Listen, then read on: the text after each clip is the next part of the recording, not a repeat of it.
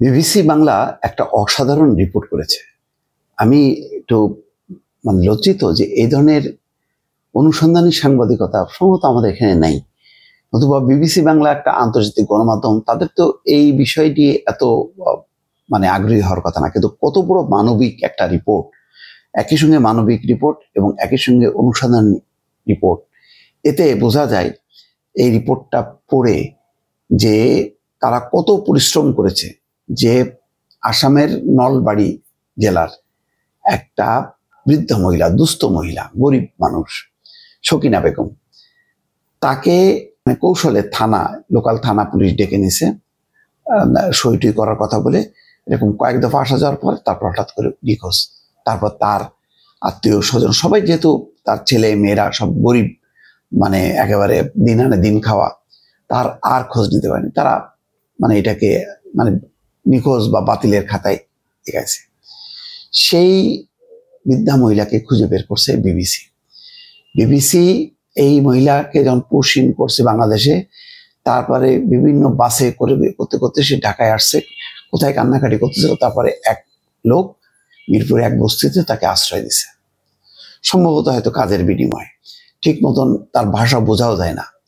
আসাম অঞ্চলের ওদের একটা নিজস্ব ভাষা আছে, কিন্তু বোঝা যায় না, শুধু নলবাড়ি এটা বোঝা গেছে যায়। আর সাকিনা বেগম এইটুকু বোঝা গেছে। এই সাকিনা বেগম শুধু মুসলমান হওয়ার কারণে আর বাংলা ভাষাভাষী হওয়ার, কাছাকাছি ভাষা হওয়ার কারণে আর গরিব হওয়ার কারণে তাকে পুশিং করে বাংলাদেশে পাঠাইছে। সেই মহিলার একটা নির্মম কাহিনী তুলে ধরছে। এই পারে তাফসির বাবু আর ওই পাশে অমিতাভ ভট্টশালী। তারা ভিডিও কলে সংযুক্ত করে যখন কি কথা বলা দিছে, তখন চিনতে পারছে তাদের মাকে।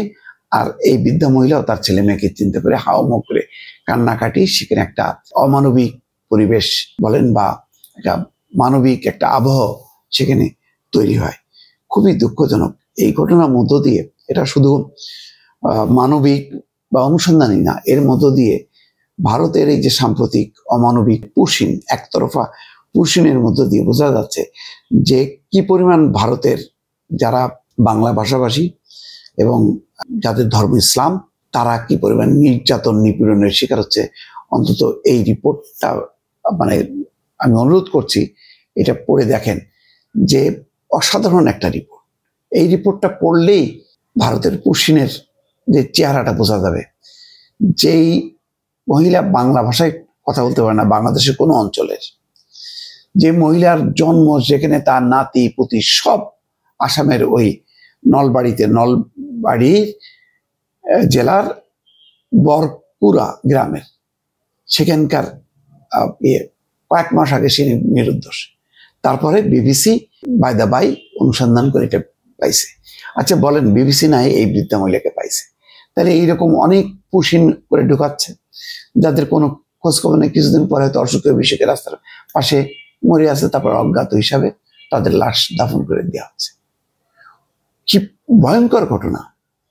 এখানে আশ্চর্য, ভারতের মতন এত বড় রাষ্ট্র, সেই দেশে মানবাধিকার কর্মীরা জেগে ওঠে না, রাজনীতিকরা নিশ্চুপ হয়ে আছে, শুধুমাত্র তারা বাংলা ভাষায় কথা বলে আর তাদের ধর্ম মুসলমান হওয়ার কারণে। এরকম অমানবিক। তারপরে দেখলাম যে ভারতের একটা রাজ্যে আই লাভ মোহাম্মদ মিলাদুন্নবী, এই ব্যানার টাঙানোর কারণে তাদের নামে এফআইআর করছে এবং আটকও করতেছে।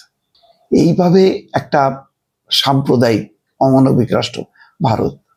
দেখেন, সেই তার চিত্রগুলো আজকে বিবিসি বাংলা তারা তুলে ধরছে। এমন না বাংলাদেশে কোনো মিডিয়া করলে বলা হয়তো যে এটা উদ্দেশ্যমূলক, এটা তো বিবিসি বাংলা করছে।